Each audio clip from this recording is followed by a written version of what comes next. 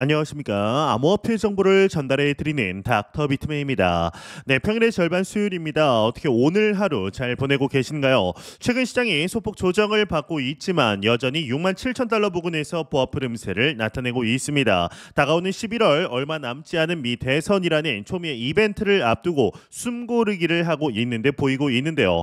현재 트럼프의 지지율이 해리스를 손쉽게 뛰어넘고 있는 만큼 우리가 기대하는 퍼포먼스를 충분히 볼 수 있을 것으로 보입니다. 일단 코인 마켓캡에서 메이저 탑10 코인들 가격 한번 살펴보도록 하겠습니다.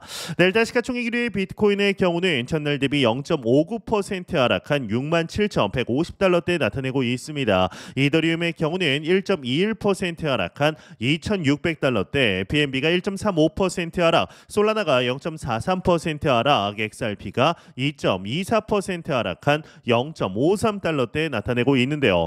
상단에 비트코인 더미넌스 한번 보도록 하겠습니다. 비트코인 더미넌스는 57.3%, 이더리움 더미넌스가 13.6%를 나타내고 있네요.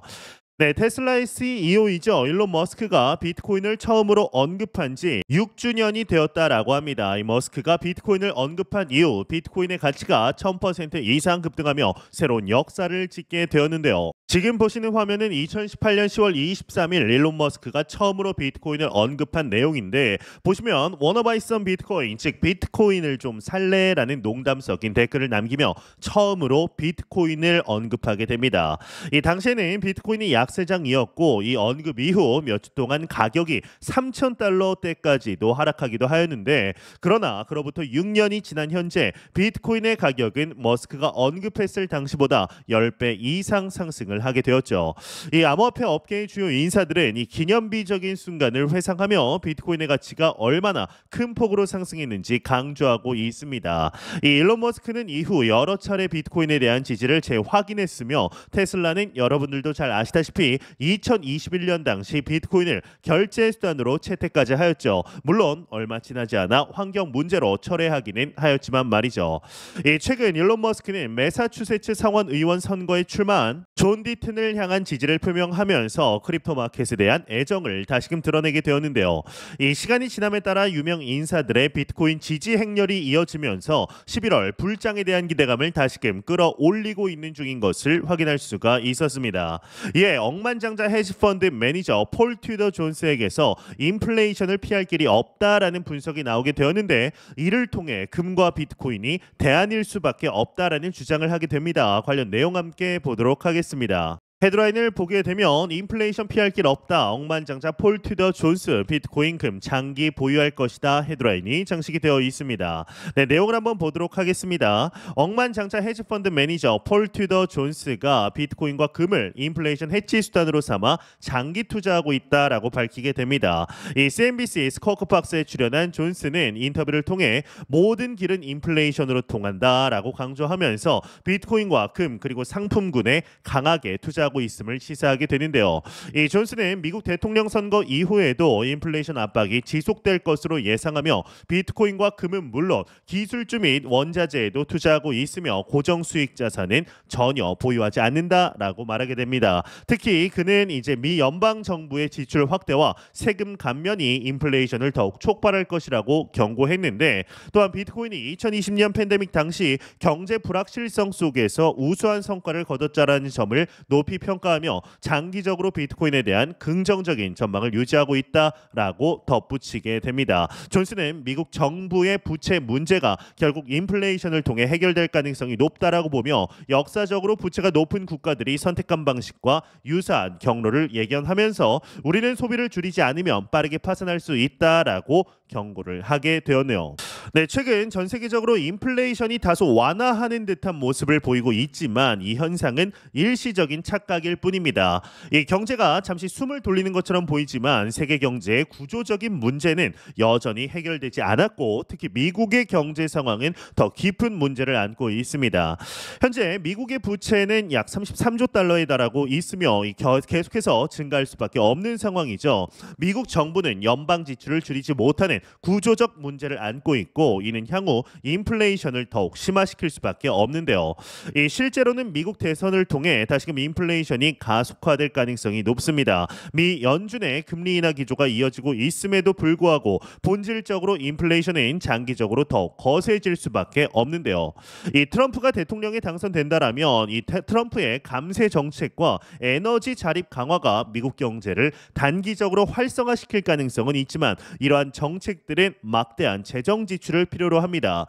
트럼프의 감세 정책은 경제 활동을 촉진시킬 수는 있겠지만 이는 미국의 재정 적자를 더욱 악화시키고 부채 문제를 해결하기보다는 오히려 부채를 더욱 확대시킬 가능성이 크죠. 해리스가 대통령이 될 경우는 해리스는 기후 변화 대응 및 사회 안전망 강화를 위한 대규모 지출 계획도 미국 부채를 줄이는데 전혀 도움이 되지 않을 겁니다. 재생에너지 투자와 저소득층 지원 확대는 단기적으로는 경제적 평등을 추구하는 선의의 정책으로 보이지만 장기적으로는 막대한 재정 지출을 유발하고 부채는 계속해서 쌓여갈 수밖에 없는 거죠. 미국이 이러한 부채 문제를 해결하는 방법은 과연 무엇일까요? 대부분의 경제학자들은 금리 인하를 통한 경기 부양과 중앙은행의 자산 매입 프로그램을 통해 유동성 확대가 주요 대책이 될 것이라고 보고 있습니다. 하지만 이러한 정책들은 결국 달러의 가치를 희석시키고 인플레이션을 촉진할 수밖에 없는 것이죠. 부채는 줄어들지 않으며 미국 정부는 단지 더 많은 돈을 찍어내면서 그 문제를 지연시키고 있을 뿐입니다. 여기에 중국의 경제 부양책도 전 세계 경제에 영향을 미치고 있습니다.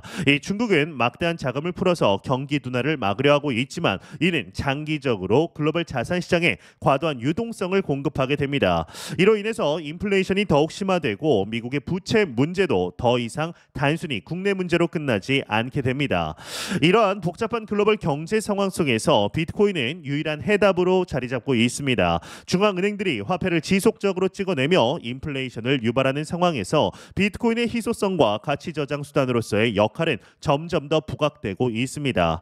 미국의 부채 문제와 글로벌 인플레이션 문제는 해결되지 않으며 비트코인은 그 대안으로 계속해서 주목을 받을 것입니다. 결국 비트코인은 여지없이 새로운 신고점을 기록할 것이고 인플레이션의 지속적인 압박과 미국의 부채의 증가 그리고 중국의 경제 부양책은 비트코인의 가치를 더욱 부각시킬 수밖에 없는데요. 지금이야말로 비트코인을 주목해야 할 시기가 아닌가라는 생각이 듭니다.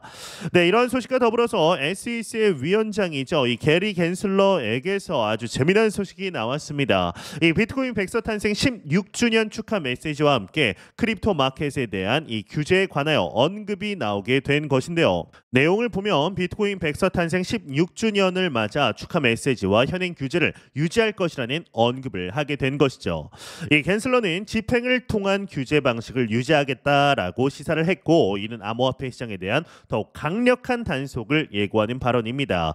하지만 이 발언은 암호화폐 투자자들과 업계 관계자들 사이에서 더 이상 신뢰할 수 없는 기관이다라는 인식을 심화시킬 뿐입니다. 갠슬러의 집행을 통한 규제 방식은 기존 금융 시스템을 보호하기 위한 명분을 내세우지만 실상은 혁신을 억누르고 암호화폐 산업의 발전을 가로막고 있습니다. 갠슬러는 변화를 위한 구체적인 계획을 전혀 제시하지 않았으며 투자자 보호라는 명목 아래 암호화폐 시장에 대해서 이제 지나친 단속을 계속해 왔죠. SEC가 규제를 통해 혁신을 보호하는 것이 아닌 오히려 혁신을 질식시키고 있다라는 비판을 피할 수 없는 이유입니다.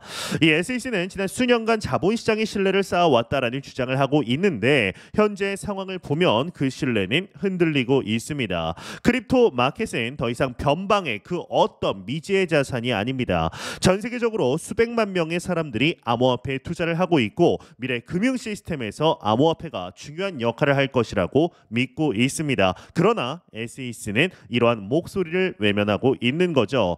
트럼프가 대통령에 당선될 경우 이제 트럼프는 이미 갠슬러를 첫날 해고하겠다라고 밝혔습니다. 이는 암호화폐 시장에 있어 긍정적인 신호이죠. 갠슬러와 같은 전통적인 규제자가 물러나고 새로운 인물이 크립토 마켓에 긍정적으로 바라보는 인물이 SEC를 이끌어야만 크립토 마켓에 대한 공정하고 투명한 규제가 가능해질 겁니다. SEC가 지금처럼 변하지 않는다라면 투자자들의 신뢰를 SEC는 영원하게 잃게 될 겁니다. SEC는 내용을 보시다시피 이 검사 부서에서 2025년까지 암호화폐 자산을 우선 과제로 삼겠다라고 발표했지만 이 또한 갠슬러의 고집스러운 규제 기조를 반영한 것에 불과합니다. 이 암호화폐는 새로운 금융 혁신의 중심에 서 있는데 SEC는 이를 강압적인 규제로 억제하려고만 하고 있습니다. 과연 이런 방식이 미래의 금융을 준비하는 올바른 태도일까요? 이 갠슬러는 자신이 오랫동안 쌓아온 법률 체계 덕분에 시장을 안정시키고 투자자를 보호하고 있다라고 주장하지만 우리는 이 과정에서 수많은 혁신의 기회가 사라진 것을 목격했습니다. 규제는 필요하죠. 그 규제가 과도하고 시대에 뒤떨어져 있다라는 것은 더 이상 보호가 아닌 억압입니다. SEC는 새로운 패러다임에 맞는 규제 프레임워크를 구축해야 할 시점에 와 있습니다. 이 트럼프가 재선에 성공한다라면 갠슬러의 의장직은 끝날 가능성이 매우 큽니다. 이는 크립토 마켓의 새로운 시대를 알리는 신호가 될 수 있고 SEC가 새롭게 개혁될 기회이기도 합니다. 이 갠슬러가 물러나고 더 유연하고 혁신을 포용하는 규제 정책을 펼칠 새로운 인물이 등장해야 할 겁니다. 그렇지 않다면 SEC는 그 어떤 신뢰도 회복하지 못하겠죠. 이 갠슬러의 방식은 더 이상 현대 금융 세계에서 유효하지 않고 필요하지 않습니다. 이는 암호화폐 투자자들에게 분명하게 드러나고 있습니다. 이 크립토 마켓은 현재의 자산이 아닙니다. 미래의 자산입니다. 이를 규제의 이름 아래 억누르는 것은 단기적인 이익을 위해 장기적인 기회를 희생하는 것에 지나지 않습니다. 이 비트코인 백서의 16주년을 맞아 우리는 다시 한번 크립토 마켓의 가치를 되돌아봐야 할 때입니다. 이 비트코인은 단순한 투자가 아니라 금융 시스템의 혁신을 이끌어가는 중요한 자산입니다. SEC가 이를 올바르게 이해하지 못한다라면 SEC는 미래 금융시장에서 도태될 수밖에 없습니다. 결국 SEC가 완전히 새롭게 거듭나지 않는다라면 그들은 절대로 신뢰를 회복할 수 없습니다. 암호화폐 시장은 이미 SEC를 신뢰하지 않고 있고 새로운 리더십과 규제 정책이 없다라면 그 간극은 더욱 커지게 될 건데요. 이제 정말 미 대선이 얼마 남지 않았습니다. 11월 미 대선 이후 SEC가 어떻게 개혁이 되게 될 것인지 한번 지켜보도록 하겠습니다. 네, 공포탐욕 지수 한번 보도록 하겠습니다. 전날 대비 1포인트 상승한 71포인트 기록하면서 그리드 탐욕 단계 이어가고 있습니다. 이 지수는 0이면 공포, 100이면 낙관을 의미하게 되죠. 네, 금 가격이 계속해서 역대 최고치를 갈아치우면서 그 상승 원인에 관심이 쏠리고 있습니다. 사실 그간 많은 사람들이 꼽았던 이유는 경기 침체에 대한 우려였죠. 미국이 인플레이션이 잡혀가고 오히려 경기 침체에 대한 걱정이 커지면서 안전자산인 금을 선택하자라는 분위기가 확산됐던 것입니다. 지난 8월과 9월의 증시 하락은 이런 불안을 더 키웠습니다. 그런데 이제 새로운 해석이 나왔는데 바로 러시아와 중국의 탈달러 움직임이 금 가격을 상승시켰다라는 겁니다. 이런 분석은 프랑스 중앙은행으로부터 나왔습니다. 이 프랑스 중앙은행의 최신 보고서에 따르면 미 연준의 긴축 통화 정책이 이어지는 가운데 러시아와 중국의 달러 자산에 벗어나려는 경제적, 지정학적 움직임이 금에 대한 수요를 폭등시켰다라는 겁니다. 놀랍게도 이런 흐름은 은으로까지 이어졌는데 은 가격의 상승으로 현재 전 세계 자산 마켓캡에서 은의 경우는 7위의 랭크가 되어 있습니다. 8위가 사우디 아람코이고 10위가 비트코인인 것을 보면 은의 위상이 얼마나 커졌는지 알 수가 있습니다. 이 화폐라는 것이 사실상 금을 담보로 하고 있기 때문에 어떤 국가의 화폐가 힘을 가지기 위해서는 금 보유량을 늘리는 것이 가장 중요합니다. 1971년 8월 15일 닉슨 대통령이 아무리 금 태환제를 중지했어도 미국은 여전히 전 세계 금 보유국 1위국입니다. 여기에 한 가지 문제가 있습니다. 금과 은은 보유량은 아무리 노력해도 미국을 뛰어넘을 수가 없다라는 겁니다. 참고로 2024년 6월 데이터 기준 중국과 러시아의 금 보유량을 합쳐도 미국의 절반 수준입니다. 그러니까 이 중국과 러시아가 힘을 합쳐서 자국 화폐에 대한 가치를 높인다라거나 또는 브릭스 국가들 간의 무역을 위한 새로운 화폐를 만들려면 기존과는 다른 세계 질서를 만들어야 합니다. 완전히 다른 화폐의 틀을 짜야 하는 거죠.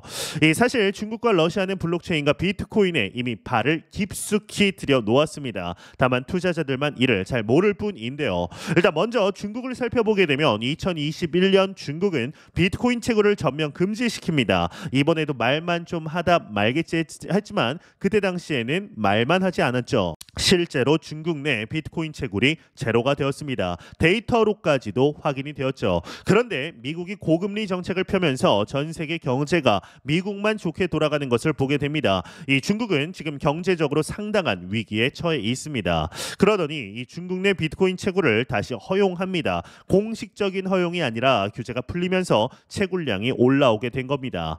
이런 배경에는 홍콩을 블록체인의 허브로 만들겠다라는 구상이 현실로 되어져 가면서 자연스럽게 만들어진 겁니다. 이 중국이 홍콩으로 많은 블록체인 기업을 유치하고 비트코인 거래를 허용한 것은 대놓고 말하자면 중국인의 해외 자금을 유출을 사실상 허용한다라는 것과도 같습니다. 이런 위험을 감수하면서까지도 비트코인 보유와 블록체인 산업에 사활을 건다라는 거죠. 이 러시아도 마찬가지로 블록체인과 비트코인의 중요성에 대해서 잘 알고 있습니다. 2022년 2월 러시아의 우크라이나 침공이 시작되면서 가장 먼저 시작된 것이 경제 제재였습니다. 예상은 했지만 러시아는 정말 경제적으로 고립이 됐죠. 오죽하면 기술력이 부족한 북한으로부터 재래식 무기를 공급받기 위해 푸틴이 직접 북한을 방문하기도 했습니다. 그만큼 러시아가 어렵다라는 방증입니다. 스위프트 망에서 러시아가 배제되면서 무역 대금 결제가 모두 막혀버렸습니다. 이때부터 브릭스를 중심으로 한 새로운 화폐를 개발해야 한다라는 이야기가 나오기 시작했습니다. 우선은 G2인 중국의 위안화를 사용하지만 장기적으로는 새로운 화폐를 만들겠다라는 것이었습니다. 물론 이는 상당히 장기적인 프로젝트일 겁니다. 그런데 이런 프로젝트를 성공시키기 위해서는 자국 화폐의 가치를 일정 수준 이상으로 유지해야 합니다. 그 수단이 지금 당장은 금이나 은이겠지만 궁극적으로는 가치 상승을 더 크게 기대할 수 있는 비트코인이 될 겁니다. 2,100만 개에 불과한 비트코인은 압도적인 수요로 인해 계속해서 가격이 폭등하게 될 겁니다. 그것이 4년 주기가 됐든 새로운 규칙이 나오든 변하는 것은 없습니다. 우리는 어쩌면 비트코인이 10만 불 아래에 있는 마지막 시대에 살고 있는지도 모른다라는 말씀을 드리고 싶은데요. 현재 우리는 너무나 좋은 시기 속에 실제적인 투자 진행하고 있습니다. 매 영상 말씀드리지만 절대로 단기적인 시각으로 이 시장 바라보지 마시고 장기적인 시각으로 또한 오랜 시간 동안 함께할 수 있는 여유 자금을 통하여 투자를 진행하시길 진심으로 바래 보도록 하겠습니다.